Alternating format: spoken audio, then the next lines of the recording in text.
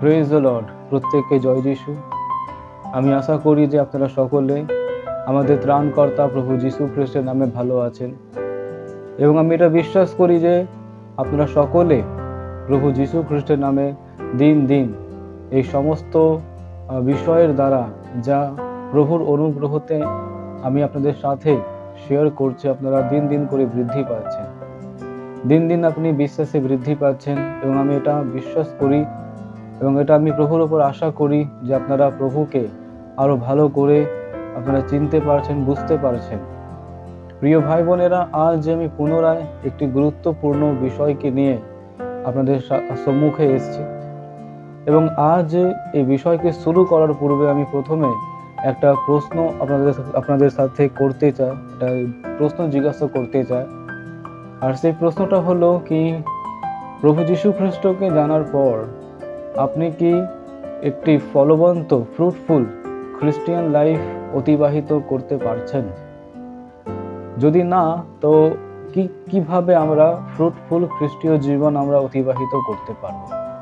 কিভাবে আমরা ফ্রুটফুল হব প্রভু যিশুতে? আজ এই বিষয়ে আমি আলোচনা করতে চলেছি। তাই আজ আমি পুনরায় প্রতিবারের মতো অনুরোধ করব যে আপনারা এই মেসেজকে সম্পূর্ণভাবে শুনুন। শর্ট মেসেজ হবে, এবং আমি বিশ্বাস করি যে আজ এই মেসেজের দ্বারা আপনি একজন আশীর্বাদিত পাত্র হয়ে উঠবে। কিন্তু আরেকটা বিষয় জানাতে চাই কি, শুধু মেসেজকে শুনলে হবে না, ঈশ্বরের বাক্যকে শোনার সাথে সাথে তা আমাদেরকে পালনও করতে হবে। তাহলে আমরা আশীর্বাদের পাত্র হয়ে উঠব, এবং আমরা আরো ফ্রুটকে আমরা নিজেদের লাইফের মধ্যে দেখতে পাবো। আসুন আমরা শুরু করি আজকের এই পর্বকে।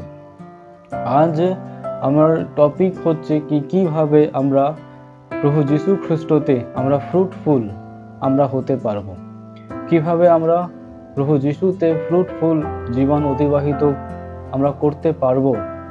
তার পথ বা তার বাইবেল আমাদেরকে কি শিক্ষা দেয়। আমরা বাইবেল থেকে মতি রচিত সুসমাচার তার 13 অধ্যায় আমরা খুলব। যদি আপনাদের কাছে বাইবেল আছে তো মতি 13 অধ্যায় তার 7 পদ, 8 পদ, 22 পদ এবং 23 পদ। আমি প্রথমে জানাতে চাই কি, মতি রচিত সুসমাচারে বীজ বাপকের দৃষ্টান্তের বিষয় লেখা আছে। আমরা প্রতিবার এই বীজ বাপকের দৃষ্টান্তের কথাকে আমরা বাইবেলে পড়েছি, মণ্ডলীতে শুনেছি। আর আমি এখান থেকে আমি জানাবো কি, কিভাবে আমরা ফ্রুটফুল আমরা একটা খ্রিস্টীয় জীবন আমরা অতিবাহিত করতে পারি। আর আপনারা এটাও জানতে পারবে কি, আজ আমরা কি বিষয়কে আমরা ইগনোর করছি, যার কারণে আমরা ফ্রুটলেস হয়ে যাচ্ছি। আসুন আমরা এই বাক্যকে পড়ি। মথি তার 13 অধ্যায় তার 7 পদ এবং 8 পদ আগে আমি পড়ব।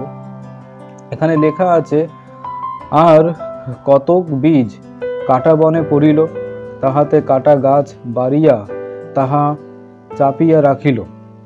আর কতক বীজ উত্তম ভূমিতে পড়িল ও ফল দিতে লাগিল, কতক 100 গুণ, কতক 60 গুণ ও কতক 30 গুণ। যাহার কান থাকে সে শুনুক। এখানে প্রভু যীশু খ্রিস্ট একটা দৃষ্টান্ত দিচ্ছে, বীজ বপকের দৃষ্টান্ত। আমি জানাতে চাই কি, বীজ হচ্ছে ঈশ্বরের বাক্য। বীজ হচ্ছে ঈশ্বরের বাক্য। এই দৃষ্টান্তকে যখন প্রভু যীশু খ্রিস্ট খুলে প্রকাশ্যে তার শিষ্যদের কাছে যখন তিনি বললেন, তখন তিনি এটাই বললেন কি, বীজ হচ্ছে ঈশ্বরের বাক্য।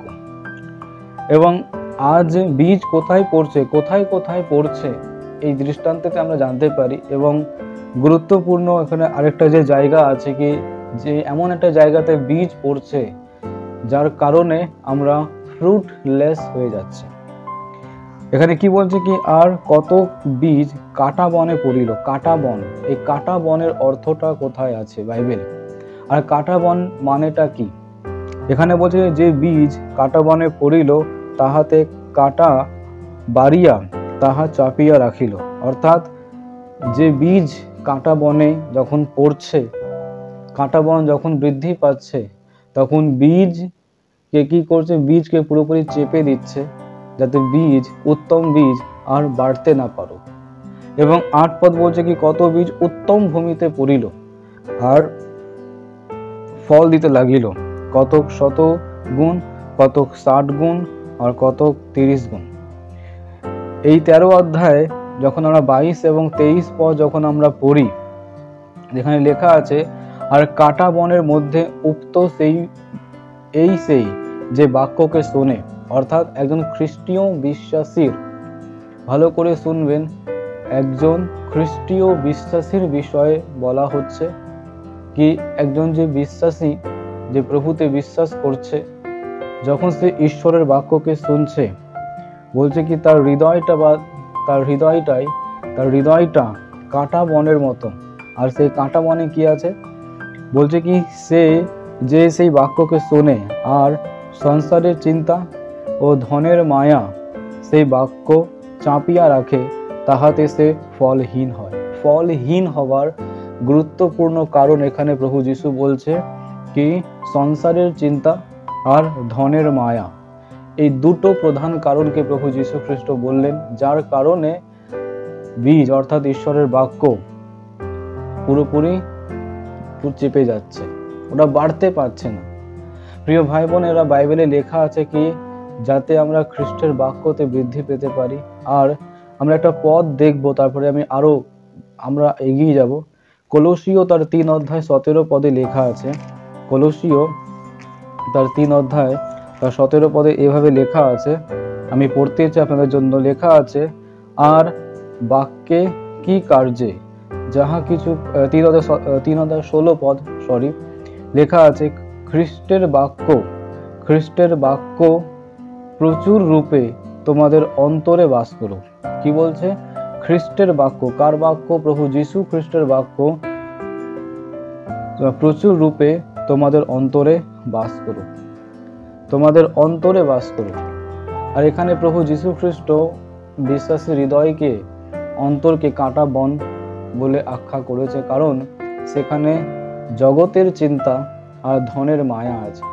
দেখুন, ধন উপার্জন করা পাপ নয়, কিন্তু যদি তার উপর আমরা ডিপেন্ড হয়ে থাকি আর ঈশ্বরের বাক্যকে যদি পেছনে রাখি, সেটার কারণে কি হচ্ছে, ঈশ্বরের বাক্য চেপে যাচ্ছে, সেটার কারণে ঈশ্বরের বাক্য পুরোপুরি চেপে যাচ্ছে।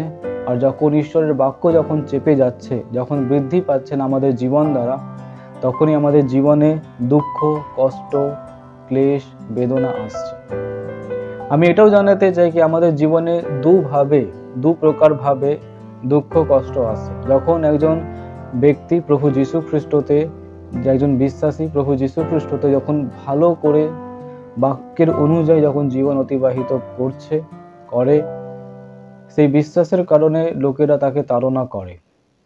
কিন্তু আরেক প্রকারের বিশ্বাসী আছে, যারা ঈশ্বরের বাক্যকে শুনছে, কিন্তু শোনার পর সে বাক্যের ওপর তারা কার্যকে করছে না, আর জগতের চিন্তা আর ধনের মায়া, ঠিক আছে, ধনের মায়া, এই দুটো কারণের জন্যই কি হচ্ছে, খ্রিস্টের বাক্য সম্পূর্ণভাবে চেপে যাচ্ছে, চাপা পড়ে যাচ্ছে।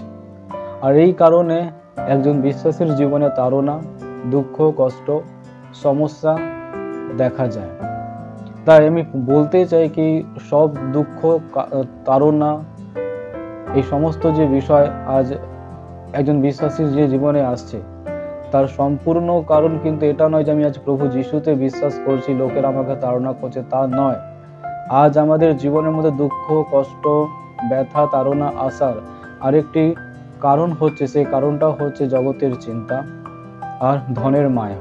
আমি জানাতে চাই কি আজ আপনি অফিসে কাজ করছেন, আপনি যে কোনো কর্মস্থানে আপনি যুক্ত আছেন, তো কাজ করা, পরিশ্রম করা, ধন উপার্জন করা এটা পাপ নয়, কারণ পরিবারকে চালাতে হবে, ঘর সংসারকে চালাতে হবে। কিন্তু আজ আমাদের জীবনে যেটা সব থেকে বেশি প্রাধান্য দেওয়া উচিত, তা হলো ঈশ্বরের বাক্য। ঈশ্বরের অনুগ্রহর দ্বারাই আমরা পরিবারকে পেয়েছি, ঈশ্বরের অনুগ্রহর দ্বারাই আমরা সবকিছুকে দেখতে পাচ্ছি। তো আজ তাই আমাদের জীবনে যেটা সব থেকে বেশি প্রাধান্য হওয়া উচিত, যে বিষয়ের বেশি প্রাধান্য হওয়া উচিত, তা হলো ঈশ্বরের বাক্যকে। তাই প্রভু যীশু খ্রিস্ট এখানে 13 অধ্যায় 22 পদে লেখা আছে, বলেছেন, আর যে উত্তম ভূমিতে উক্ত এই সেই যে বাক্য শুনিয়া তাহা বুঝে যে সে বাস্তবিক ফলবান, অর্থাৎ যে ব্যক্তি, যে বিশ্বাসী ঈশ্বরের বাক্যকে শুনছে, শোনার পর বুঝছেন আর তার উপর কার্য করছে, সেই হচ্ছে ফ্রুটফুল খ্রিস্টিয়ান, সেই হচ্ছে ফ্রুটফুল একজন খ্রিস্ট বিশ্বাসী। আর এখানে পরিমাণ বলে দিয়েছে কি আজকে যদি আমরা আমাদের জীবনে যতটা প্রাধান্য, যতটা পরিমাণে বা যতটা বেশি প্রাধান্য আমরা, যত পরিমাণে আমরা ঈশ্বরের বাক্যকে প্রাধান্য দেব, তত পরিমাণে আমরা ফলকে দেখতে পাবো। আজ যদি আমাদের খ্রিস্টের বাক্যের প্রতি আমাদের ধ্যান যদি 30 গুণ থাকে, তো 30 গুণই ফল আনবো। যদি আমাদের জীবনে খ্রিস্টের বাক্যের প্রতি, ঈশ্বরের বাক্যের প্রতি যদি 60 গুণ যদি ধ্যান থাকে, তো 60 গুণই আমরা ফলকে দেখতে পাবো।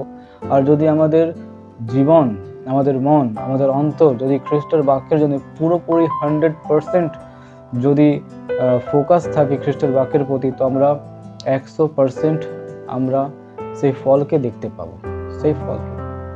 সেই ফলকে দেখতে পাবো। এখানে একটা গুরুত্বপূর্ণ প্রশ্ন এবার উঠছে কি আজ যেটা এখানে বলছে কি সংসারের চিন্তা, ধনের মায়া, অনেক বিশ্বাসী ভাই বা বোনেরা এটা জিজ্ঞাসা করে কি আজ এটা কিভাবে সম্ভব। দেখুন, প্রভু যীশু খ্রিস্ট এখানে পরিমাণ বলে দিয়েছে। আর যতটা পরিমাণ আপনি খ্রিস্টের বাক্যকে, যতটা প্রাধান্য আপনি প্রভুর বাক্যকে দেবেন, আপনি ততটাই পরিমাণ আপনি সেই ফলকে দেখতে পাবেন। সবাই চায় 100%, কিন্তু ধীরে ধীরে করে আমাদেরকে সেই পর্যায়ে কিন্তু বাড়তে হবে। কেউ একদিনে 100% করতে পারে না, 100% মার্কস আনতে পারে না। যে যেরকম ভাবে পরিশ্রম করবে, সে সেরকম ভাবেই সে পার্সেন্টেজকে আনতে পারবে। আমি আশা করি যে আজ আপনি এই শর্ট মেসেজের দ্বারা বুঝতে পারছেন যে আজকে আমরা কেন ফলবান নয়।